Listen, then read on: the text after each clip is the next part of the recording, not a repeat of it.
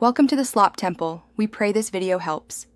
In this video, I will explain how to replace a wheel bearing on a Toyota RAV4.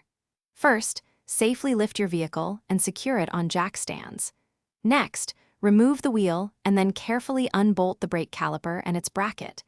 Remember to hang the caliper securely to prevent any strain or damage to the brake line. This preparation ensures a safe and efficient repair process for your vehicle. Now, remove the brake rotor.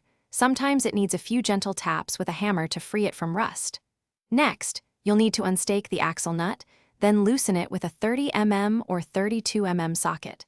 After that, locate and remove the 4 bolts holding the hub assembly to the knuckle from the backside.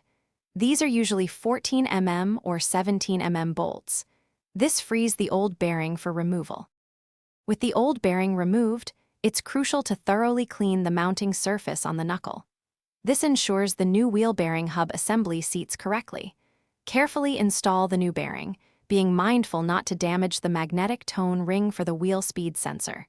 Then, tighten the 4 hub bolts to 70 to 75 foot-pounds, using a crisscross pattern for even pressure. This secures the new bearing in place.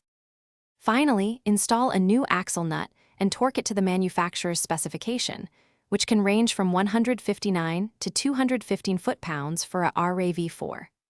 Reinstall the brake rotor, then the caliper assembly, and finally the wheel, torquing the lug nuts to 76 foot-pounds. Remember to pump your brakes a few times before driving. For other great deals, including those amazing darn tough socks with a lifetime warranty, check out the links in the description below. Take your RAV4 for a test drive to confirm the repair is successful. Thanks for watching. Consider subscribing if we helped you.